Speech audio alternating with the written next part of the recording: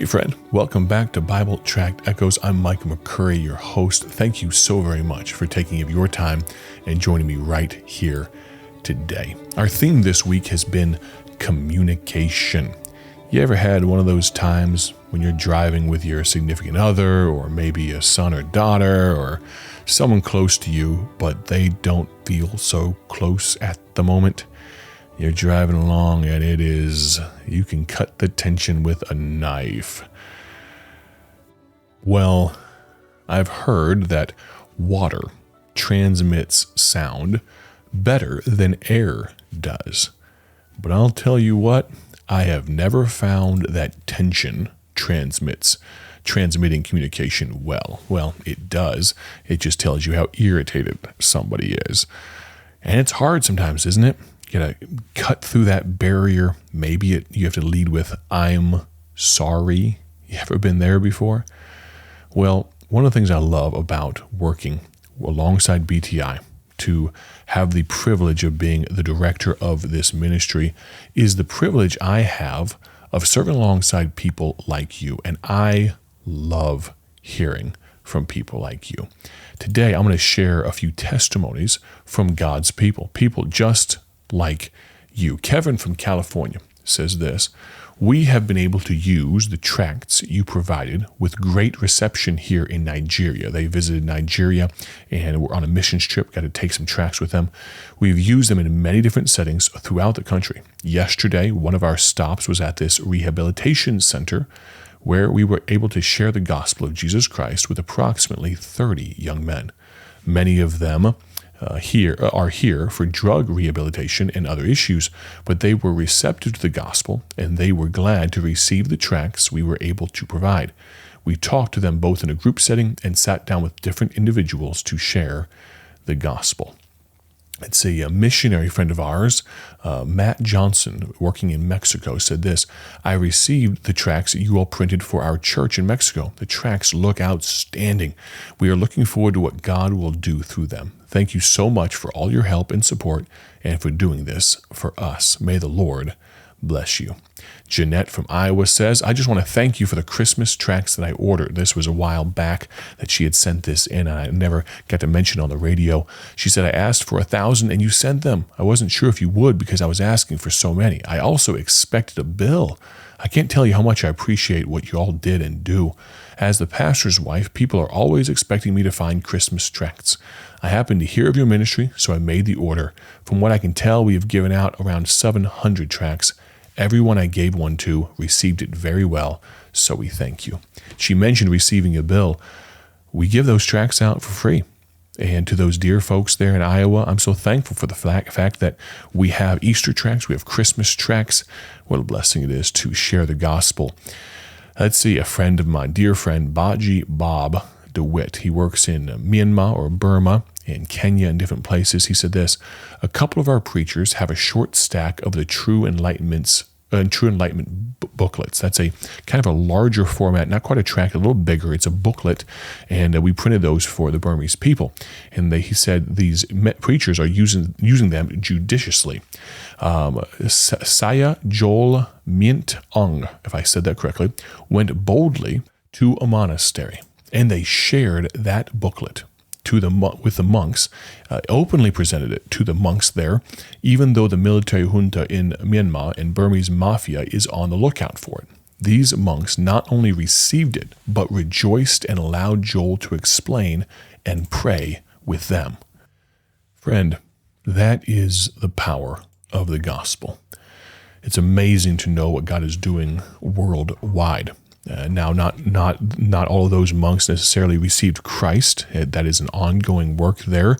But we have averaged seeing about 5 or 10 Burmese monks in Myanmar accept Christ every year. And there's been hundreds of Burmese people that have accepted Christ as well. And please understand how deeply rooted of a thing. To be Burmese is to be Buddhist. And so to hear that there are Burmese monks accepting Christ, that's quite incredible. Speaking of communication, that's the theme this week. A friend of mine, Dalton McKee, he's the assistant pastor of Stony Mountain Baptist Church in Hendersonville, North Carolina. That church is doing great things for the Lord. Excited for them. Dalton said this: "We started working with Bible Tracts Incorporated a few years ago and have been absolutely blessed to have come in contact with these folks. The quality of their products is simply unmatched. We love working with BTI because they genuinely care about the product they are creating. We truly feel like working with BTI is more of a partnership rather than a service." And I didn't write this for him. He said it himself. I didn't even tell him that we use the word partner. He said it.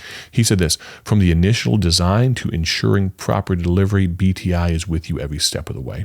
We recently had an urgent need for custom information / kind of invite cards for an opportunity our church was presented with.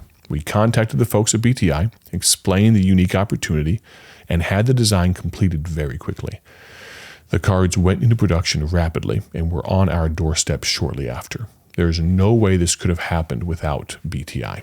We are so excited to be working with Bible Tracts for more than just tracts. We're in the process of having BTI design and print banners and also working on new branding materials for the church." I'll insert this here. We actually did some rugs for them, some custom rugs. Do you know BTI does rugs too? They're not the main thing. Tracts are the main thing. We've done like one order of rugs versus hundreds of thousands of orders of tracts, okay? But when people walk into Stony Mountain Baptist Church, they're going to see custom rugs because BTI helped out with that.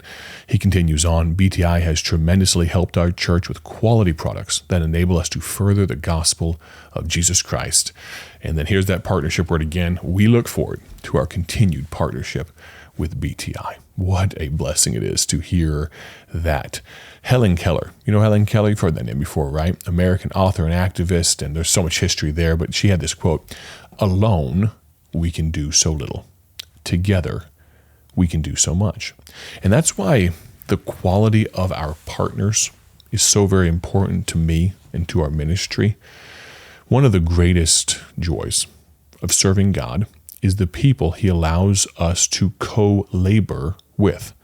First, the team He has assembled, God has assembled at BTI is incredible, and I am so blessed to work alongside them. God has allowed some of His choicest servants to be my friends and fellow workers here. Second, we get to partner with people like you. What a blessing to know that dear Christians across the country and around the world see the need for the gospel and pray, use tracts, and give to see the work continue.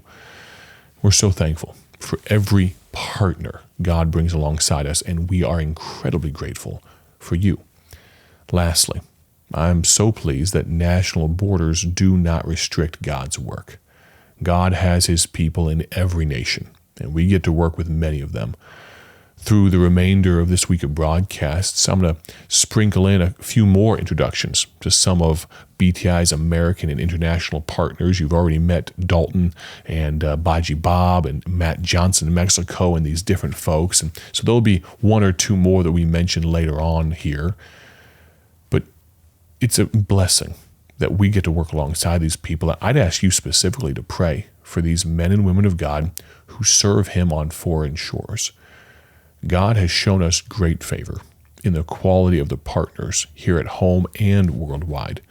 We have a burning desire to reflect that quality as we support our friends and produce the tools God has allowed us to.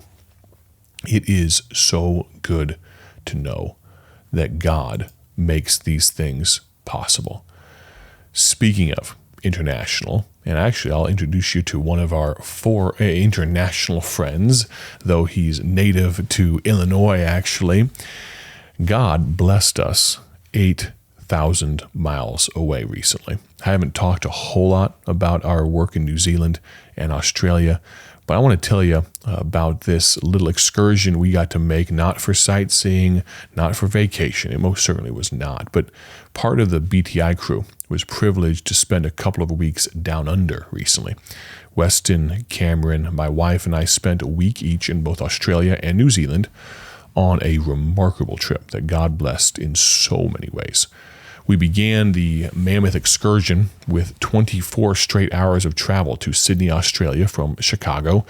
We arrived and were able to conquer jet lag quickly, thankfully, because we dove straight into a week of teen camp. We didn't have a choice. We had to get over it.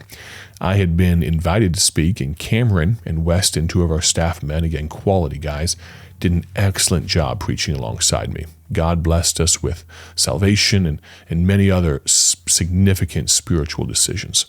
After preaching over that weekend there in Sydney at good churches, we took off for Christchurch, New Zealand, to meet a missionary friend, and here's a partner, Josh Swerga. Our crew put in about 6 14-plus hour days in a row as we shot footage for 4 different Kiwi gospel films. We bounced all over the country, and God prepared the way. His blessings are too many to recount in the space I have left here. Suffice it to say, your prayers made the difference, and we got much more accomplished than our small team should have been able to, even as hard as we worked. I hope the brief description that I'm giving right now of our travels, I cannot capture in words the beauty, the grandeur that we were able to capture as the backdrops for these New Zealand gospel films. I hope the Lord implants in your mind how incredible it was that He allowed us to get as much done as we did. More info about these specific projects will be coming in the near future. Our goal is to release all of those gospel films, all 4 gospel films, by the conclusion of this year. The first one will be sometime maybe early fall, maybe late summer. You pray with us. We're going to work that way. But please don't stop praying. Please don't stop supporting this urgent work. I'm so very thankful for the opportunity to work alongside my friend, missionary Josh Swerga, in this effort. He's an excellent, remarkable example of a quality partner. He recently started, and God allowed him to start, the Heritage Baptist Church there in Metameta, New Zealand. And God's working through those people, discipling folks, working with dear Kiwi folks, and I got to preach there on the 9th weekend of the church being opened, and there's about 45 or 50 people in front of me already in that church plant, and it's amazing to see how when you follow God's will, He gives fruit like that, fruit we don't deserve, fruit that, yes, we've worked for. It's one of those things where you got to work like it all depends on you, pray like it all depends on God. Tomorrow on the broadcast, I'm going to share another little blurb, another little thought from another friend of our ministry. This one's a little closer to home than New Zealand, a little closer than North Carolina as well. So I'm going to encourage you to tune in as we talk about some opportunities presented by the work and ministry of Bible Tracts Incorporated. Thank you so much for listening. Here we are past the halfway point of this week of broadcasts. Only 2 more days left. Please don't go anywhere. Listen in tomorrow to Bible Tract Echoes. I'm Michael McCurry, your host. Thank you so very much for tuning in. Have a great day for His glory. And yes, we will plan on talking to you soon. God bless.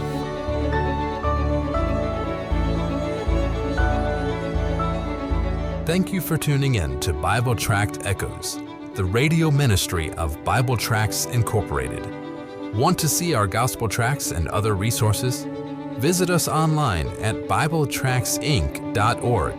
That's BibleTractsInc.org. Or follow us on social media to learn how you can partner with this ministry.